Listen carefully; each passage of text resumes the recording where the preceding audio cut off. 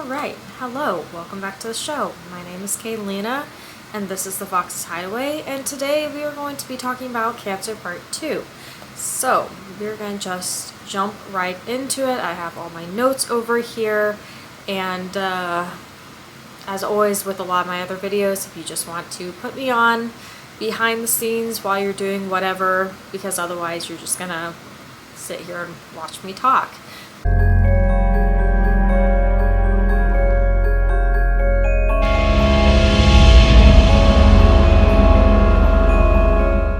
But I'm super excited about being in Cancer season now, because Cancer is my moon sign, and after like rereading through all of my notes and stuff, yeah, Cancer is I definitely have a lot of Cancer in me, and especially at times I feel like my big three never really, like, my sun sign isn't dominant. At least I don't feel like it is. I feel like all three of them are kind of the dominant ones, and then everything else is slightly underneath it. So yeah, I may be Virgo sun, but that definitely does not like trump anything else. I feel like my three big ones all kind of work together really nicely together, and there's a ton of Cancer stuff where I'm just like, yep, that is 100% me in like a lot of ways, and even not just like the Cancer moon stuff, just Cancer in general. And so it'll be interesting to see if any of you kind of relate to as we go along.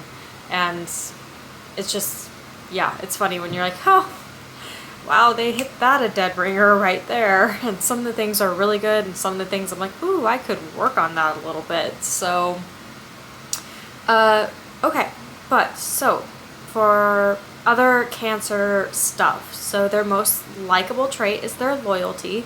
They are gentle and kind and sympathetic and a patient listener most of the time. They can be a little bit cranky and snappish at times, and there are times when they can be completely indifferent to everyone else's like emotions except for their own, and they can sometimes fall into this like hole of self-pity in a way. They can be known to, like, one moment be complaining endlessly about how mistreated they feel in the world, and then literally the next moment they'll be back to being super helpful and ready to do whatever is needed of them. And I do feel like they are a series of contradictions, and I see that a lot in, like, I do have some other Cancerans, especially my twin sister, who I see this happens a lot. And of course, we're twins, so her moon sign is the same as well. Where she'll flip back and forth, where there'll be times where if you get her at the right moment, she will do absolutely anything for you. And then there are other times where she has literally no pity for anybody, but I feel like that's kind of a Cancer mechanism that we have, just because we do care so much so often that sometimes we literally have to pretend that we don't care at all, because otherwise we would lose our minds. So I do feel like it's kind of a guarding mechanism that we do, and it's not that we don't care, it's just sometimes we can't care all the time, because otherwise we'd be a mess, more so than we probably already are.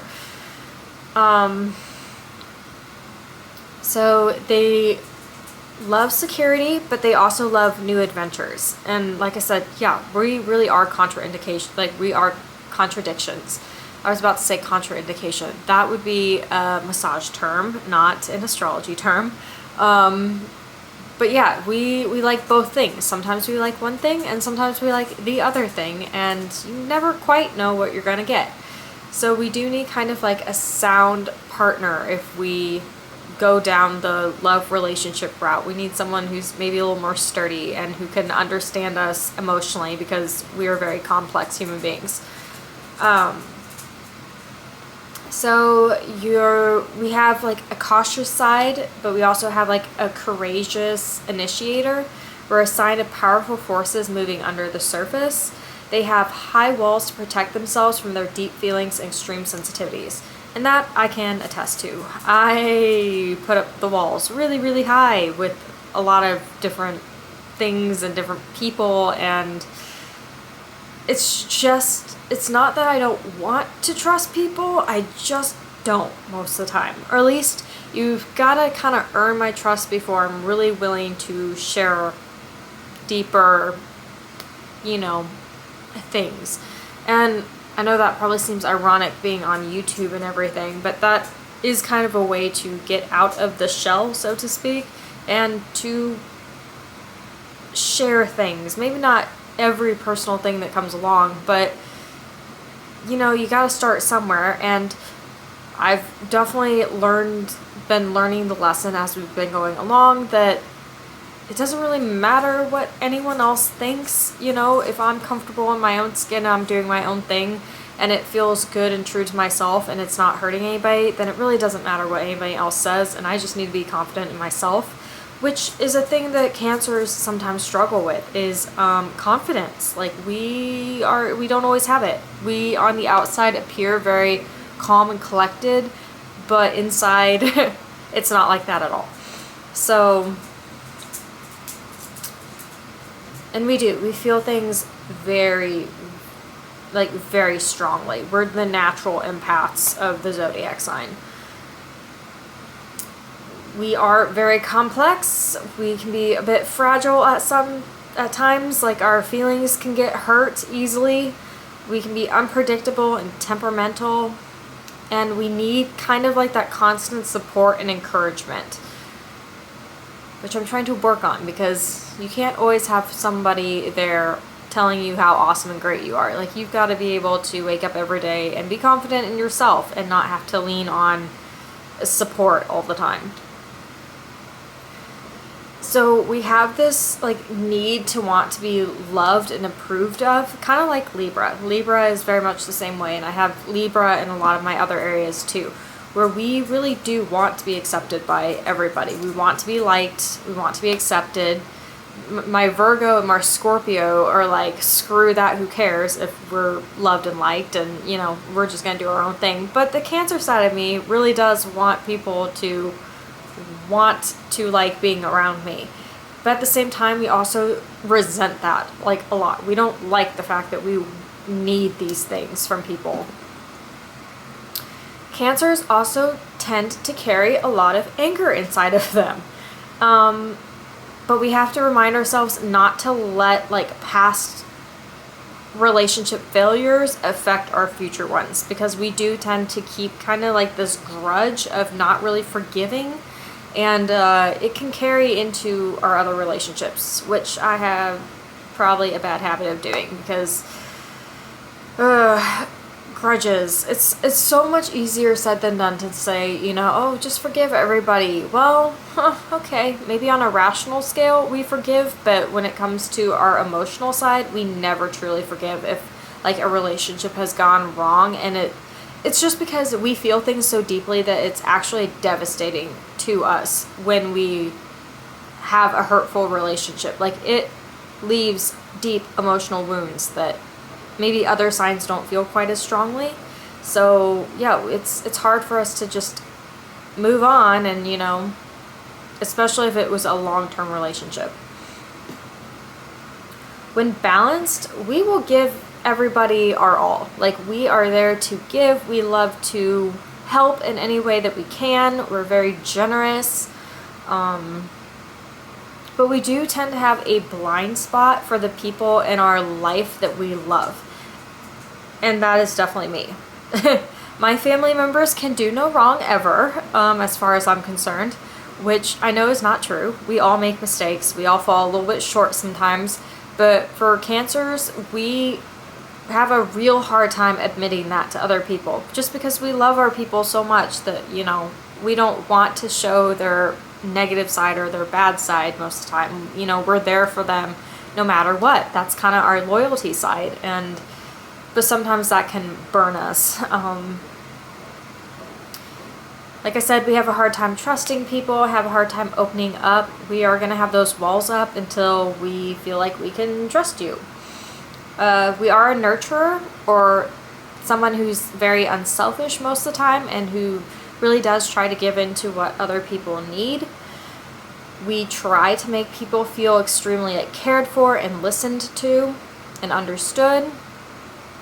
We can also be warriors and like the silent brooding type.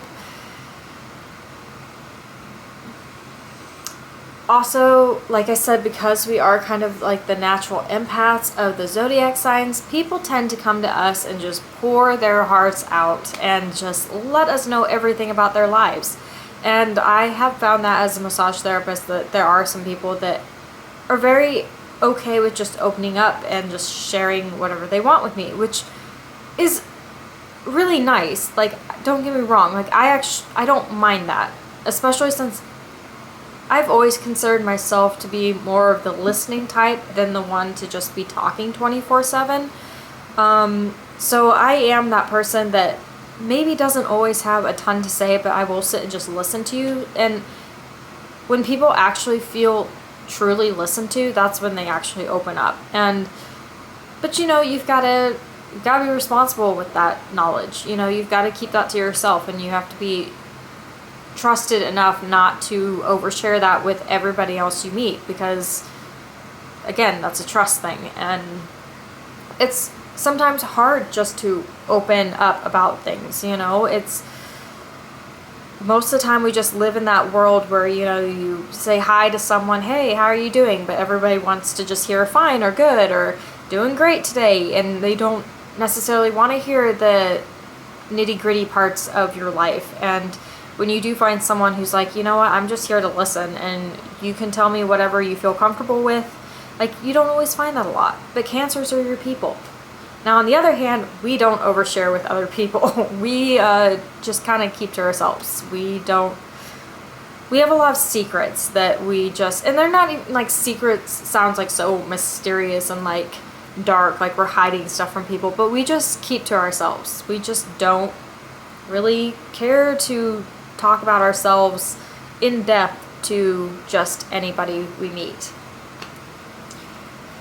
So, like the crab, we have a very hard outer shell, but then once you get past that hard outer shell, you get to our fleshy, vulnerable, squishy side of us, and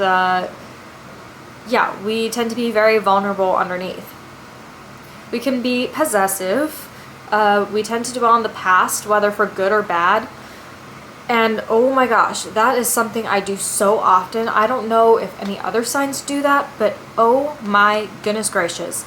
There will be times where I will literally just be up at 3 a.m. in the morning reciting, the glory days of high school. And I say glory days in absolute sarcasm because high school was not my jam.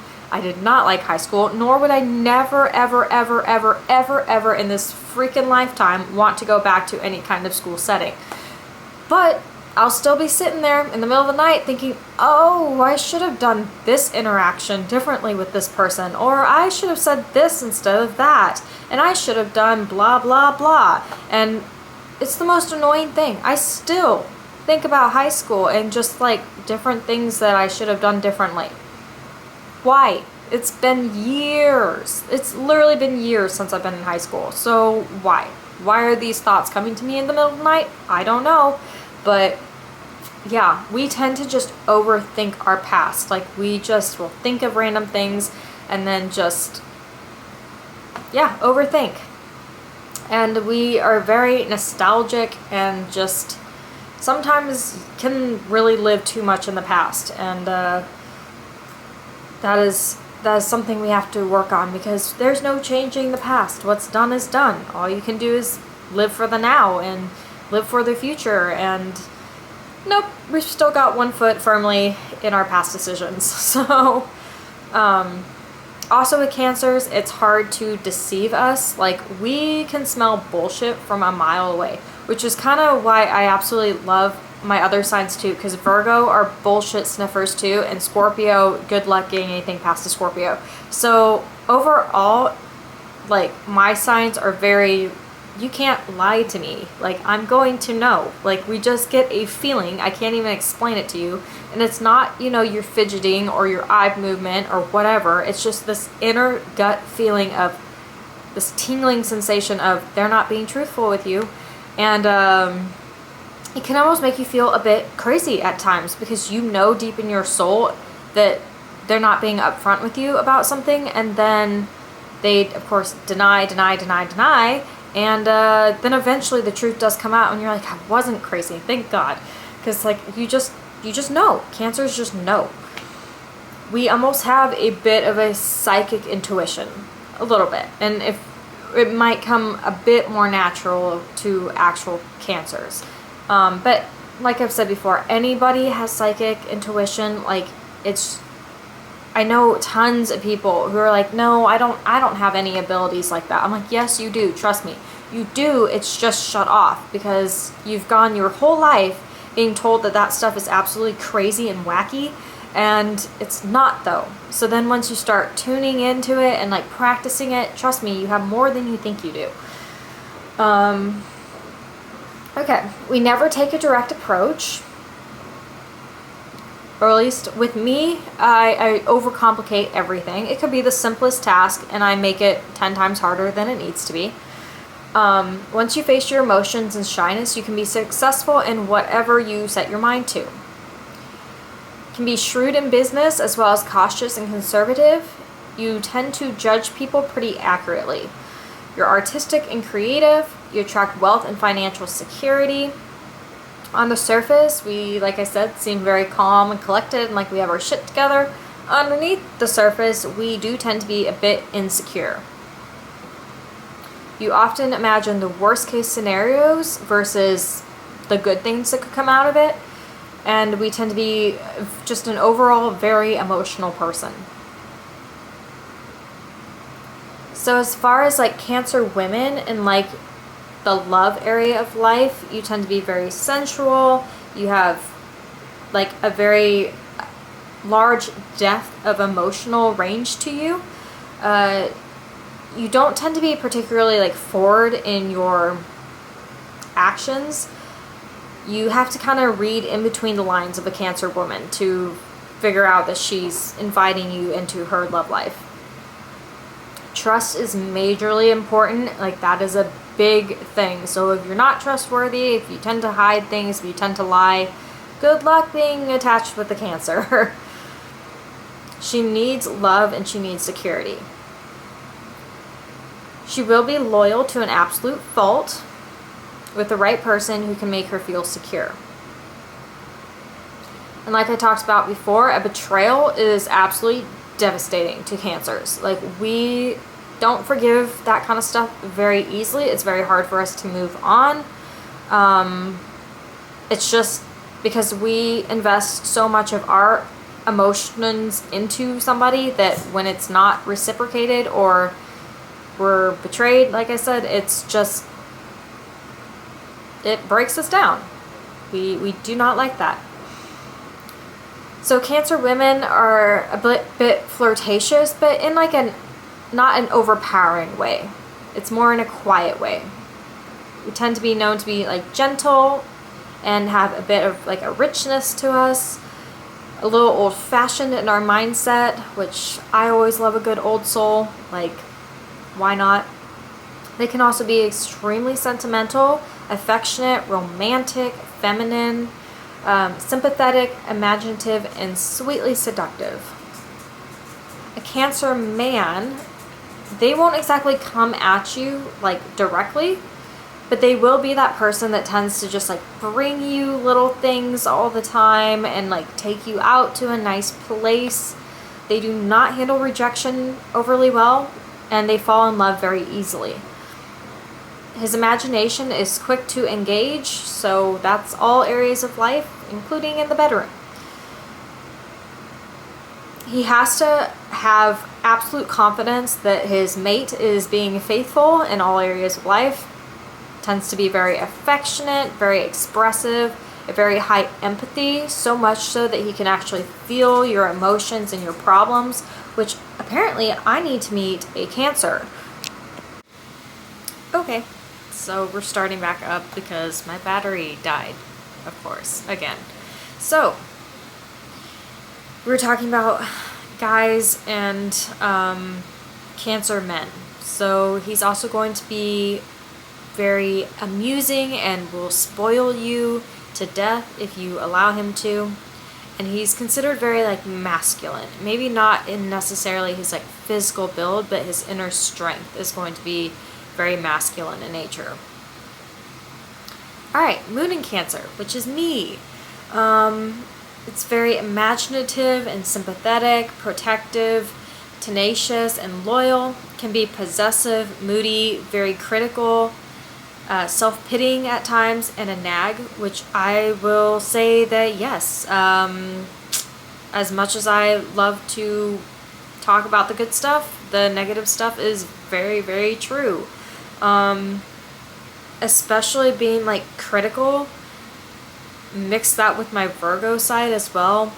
And it's no wonder me and my ex-husband did not get along, because he was an Aquarius, and Aquariuses hate being nagged on. Like, that is just something that they just don't, they can't tolerate it, because they just feel like they're being judged all the time and that nothing they do is good enough. And while, yes, I'm sure I probably did make him feel like that at times, there's definitely other times where there was zero effort being put in to begin with, so then my naggy side really came out. So it's no wonder that that did not work out. The more and more I learn about all of this, the more and more I understand the relationships between certain signs. And it's not to say that just because maybe your sign isn't the most compatible with whatever you are, doesn't mean it's not going to work. But I do find in my own life with different people that I see that are together in my life, like my sister's relationship with her husband, how they connect really well together, and my other sister's past relationships and how they didn't work out for whatever reason, and you kind of connect the dots and it all kind of starts to make sense.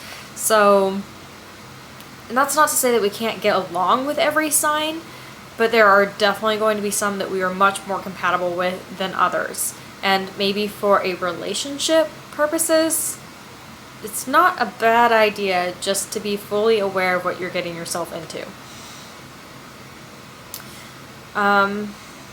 So the moon is, or Cancer is very much at home here, because the moon, Cancer rules over the moon and vice versa. They're going to be very like devotional, sensitivity and patience comes out. That the moon kind of brings that out in Cancer. They have very strong emotions. They feel the world rather than using their intellect. We don't open up about our feelings. So people are often kind of not always sure where they stand with us, because we just don't share our feelings. Even though we have a lot of them, we just don't let people in very easily. So they're receptive rather than active, and we tend to store away like impressions and reactions of different people to be used for later. We tend to excel in the arts and or literature, which I hope that's the case, because as someone who wants to become a writer and who eventually wants to get their work out, fingers crossed that I have some of that inside of me. We'll see. You're very creative and work best when you aren't up against the clock. So a lot of the times you can kind of do your own thing. That's gonna be where you get the most success. You have a very retentive memory. You'll find us in jobs like acting and writing, historians and teachers. You're very refined, delicate, and gentle. Sure. But at the same time, because we tend to be both sides of the scenario, we can also be rather aggressive and forceful at times. And I mentioned that in the first part, that yeah, we definitely can pick a fight if we want to. Not always our first choice. We don't, it's more of when it comes to the people that we love. I feel like we can take things about ourselves, even though we do get hurt easily, but we can kind of cover that up better than if you attack somebody that we care about, then all bets are off. And it was not funny, but kind of funny. So last night I went to go hang out with my sister and her husband, and then my parents went to their new apartment that they're living at. And my mom has a service dog, and we were down by the pool area, and some bitch had to complain about the fact that there was a dog in the pool area. Not that her dog was in the pool, just sitting in a chair by the pool. And so this pool boy who works at the apartment complex comes over and starts being nasty about the whole dog thing. And we're trying to explain to him that it's a service dog. And he's like, well, I don't know anything about that, give me a minute. And so then he leaves, and I see him over there talking on the phone to his stupid manager, and it's just, then he comes back over and he's like, well, it's not an emotional support dog, is it? And he thinks he's gonna like win this battle, even though my mom's dog is an FDA approved government service dog. And she even had all of her like stuff on too, to indicate that. And so I'm getting pissed at this point, because I can't tell you how many times we have dealt with this and trust me, I get it. There are people out there that have service animals that are not actually service animals, but at the same time, it's very frustrating when you see people that don't have like an outward like physical disability, and they have a mental disability, and then they're getting judged. And this kid was on my last nerve, and I was not controlling myself very well, because at the end of the day, that's my mom, and the reason she has a dog is because she has major anxiety and stuff. And so by him coming over and picking a fight, that's the exact reason why she has the dog in the first place. So I wasn't handling myself very nice. My sister was trying to handle it a lot more gentle than I was, and I was making this young man very uncomfortable. And at that point, I really didn't give a shit. So, yeah, kind of told him off slightly.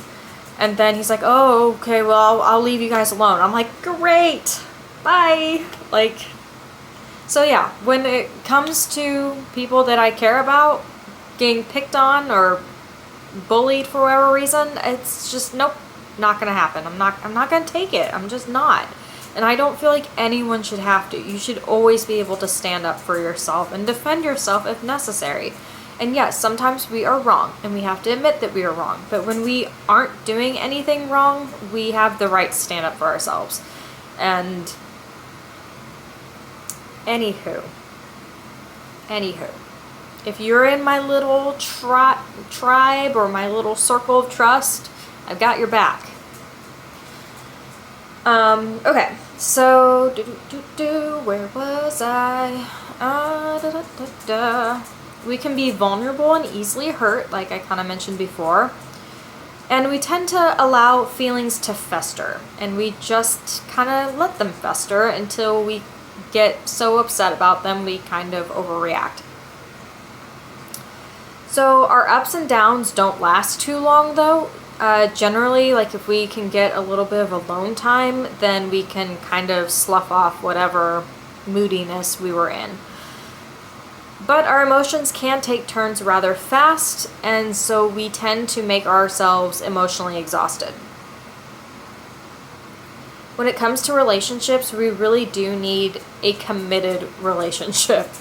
But it's also known that we tend to go through a crappy relationship before we actually find what we really want in our love life, and before we find true happiness, which, check mark, I already accomplished that in my lifetime. So hopefully now, moving forward, I know what I actually want in a relationship.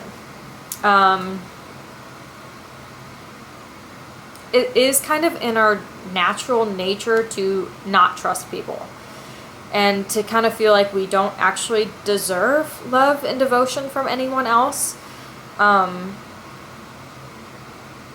And we have a bad habit of holding on to destructive relationships, even if they aren't doing us any good. So early in life, moon cancers go through emotional trial, and we get possessive and sometimes instill guilt into the people that we love, which also have been guilty of doing that. But we are intensely loyal and very dedicated. So let's move on to if you have your ascendant in Cancer, also known as your rising sign. So in this area, you're going to be very sensitive and pick up on emotions of other people. You understand human motivation. You're reserved, but underneath are affectionate and very warm. You have a very loving and giving nature. You're adaptable to many kinds of people. Therefore, you do kind of tend to make like instant friendships. People have to know you for a while before you really open up to them. You can be moody, impatient, snappy, and touchy at times. Very sensitive, sometimes misinterpreting like intentions of people. You have a great imagination. You make great writers and poets and painters. You're the natural empath. You tend to be very clever with money and kind of prudent as well as a bit cautious. Likely to have material success in your life. You want public recognition for your talents. And you may face obstacles in your path, but you always get through them and you always succeed in whatever you set your mind to. And this especially happens when you're a little bit younger. You become stronger and more self-assured as you grow. And you, as far as like physical features, Cancer ascendants usually have round, expressive faces, pale, luminous eyes, slender arms and legs, and a bit of a rolling gait when you walk. You also tend to kind of hold some of your weight in your midsection, and you can kind of have a problem with weight gain as you get older. You have kindness, imagination, sympathy, deep emotions, and an ability to protect as well as have a good memory. Your cons can be that you can be lazy, inconsistent, restless, have a passiveness to you, and at times be a bit untidy. So next we're going to go into Cancer for the other signs. So you have Mercury, which in this area you're going to be very sensitive. You're going to have a natural sixth sense, a chameleon-like personality where you can just get along with a lot of different people. You can be narrow-minded. You have a very fine memory, imaginative, successful scholars, historians, teachers, writers, and you can make a profit within like the real estate, inheritance money from the maternal side of your family, and you can be plagued with irrational fears. Venus, you're going to be very romantic and sensitive. Being in love is important, kind of more than anything else. You really want to be loved. You carefully consider future security as well, so you don't just jump into love relationships willy-nilly. You actually do take your time to make sure that it could be a good match. You'd rather be pursued than be the pursuer. You're very sensual. You have elegance to you. Intensely sentimental. You make a big deal of your loved ones, like special events, so anything regarding birthdays or anniversaries, you kind of make them feel special and important. You have very strong like family loyalty, and you are kind of content at being at home, and you may also love to cook. So Mars, this is going to be more subtle in Cancer, just because Cancer is naturally a little bit more gentle, and so it calms Mars down a bit. Your strength of will, but not put it out into the open. So you wear down your opponents by repeated assaults, so that's nice. You'll hang on to relationships even if it's not going anywhere, or even if you're not really happy in it. You tend to hold on to them a little bit too long. You will have outbursts and nervous irritability. And then in Jupiter, this is one of the luckiest places that Jupiter can appear, is within Cancer. So you're going to have luck in lots of things, such as investments, real estate, inheritances from people, or even like the stock market. You are very, like, you have very creative pursuits. You also have like a special appeal to like just old things, like old-fashioned things. So you could be successful in antique businesses and or like the museums that you have around town. And also anything with food. So food and drink, so cooks, writing a cookbook, anything regarding food and drink you may also be successful in. Maybe running a restaurant.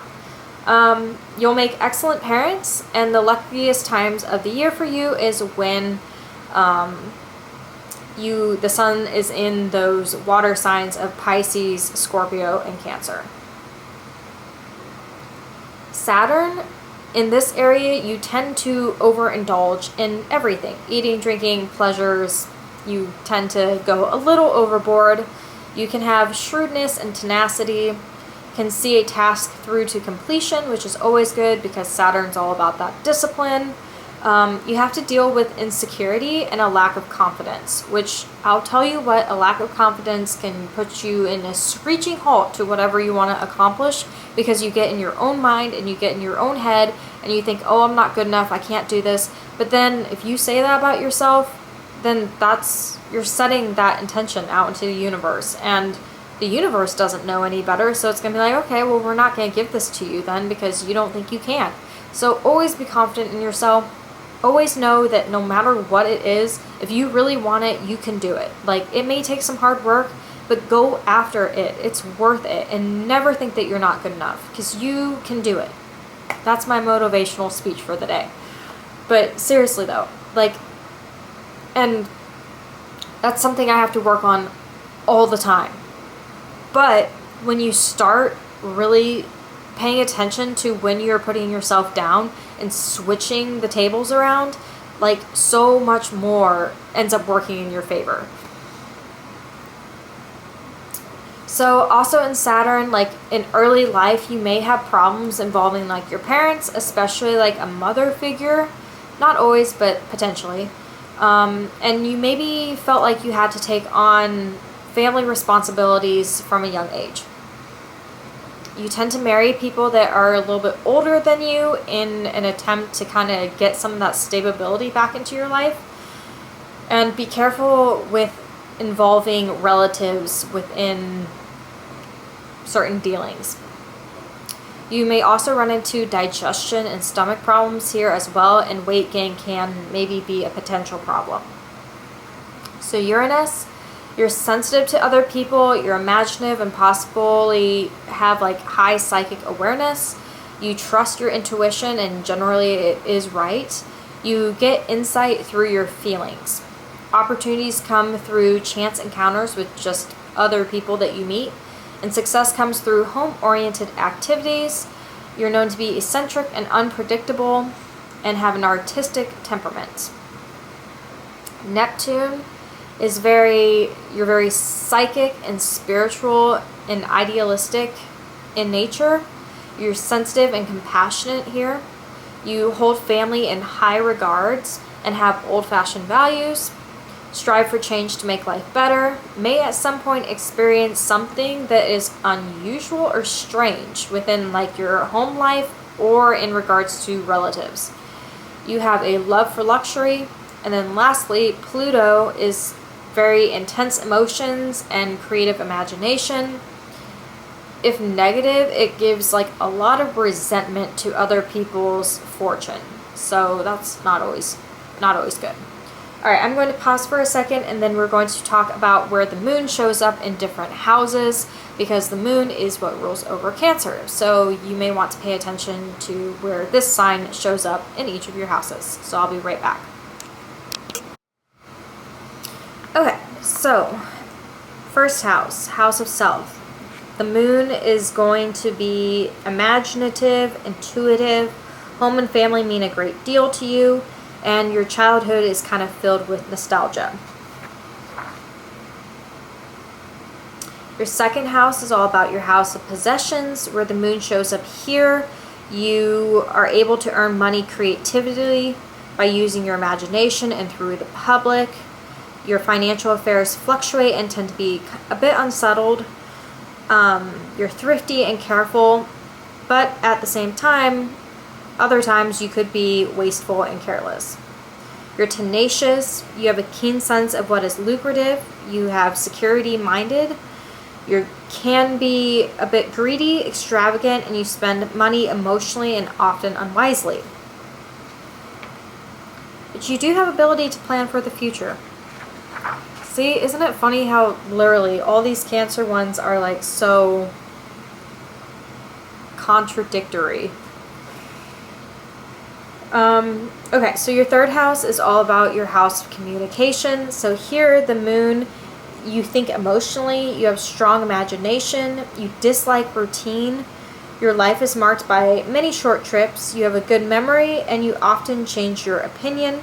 You tend to make a good impression, you're inquisitive, you have good common sense, successful in writing about self or family. Your bad points mean you could be moody, unstable, tendency to interfere in the lives of others. All right, fourth house, your moon. Here is going to be protective toward your family and are a devoted parent. You can expect to change residences often. You like to live near water. In the latter part of life, you may achieve public recognition. You have financial acumen in real estate or family possessions. Your bad points, you resist facing up to reality. The fifth house is the house of creativity and sex.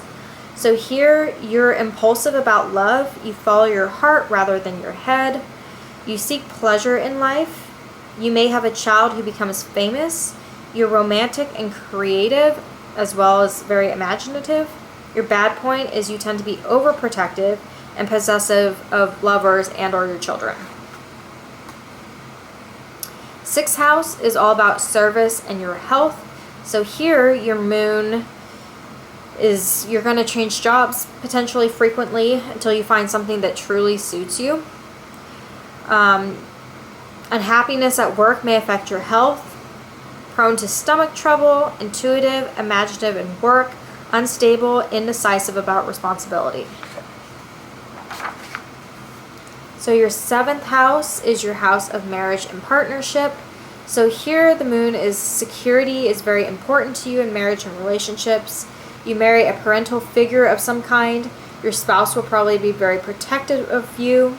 You're likely to become popular with the public at some sort.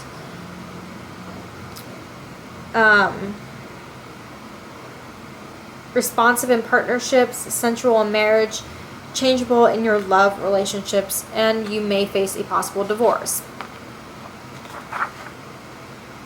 So your eighth house is your house of death and regeneration. It's also your house of legacies. So your moon here is going to be a deeply sensitive person with a talent for healing, strong powers of suggestion. You're interested in questions about death and the afterlife, psychic ability, highly responsive sexually. Finances may be unsettled because of marriage or inheritance. Suffer the early loss of a mother or wife. Okay. Once again, I don't love when they say that kind of stuff because who really wants to think about that? Your ninth house is house of mental exploration. So here, your moon is going to be, you have receptive, imaginative mind, capable of delving into philosophical ideas. You're attracted by the unknown. In your work, you may delve into history or the past. At some time in your career, you are likely to benefit from in-laws or relatives of the person you marry. Your good points, you will have happy experiences on voyages or travel. Your bad points tend to be, you tend to be vague, dreamy, and impractical. Your 10th house is the house of career. So your moon here, you're involved with the public and career, professional or social activities, and perhaps will have much private life. Possibility that you will change your occupation in midlife, brings career benefits through women or female members of your family. You're intuitive about what public wants. Your bad point is a risk of public scandal.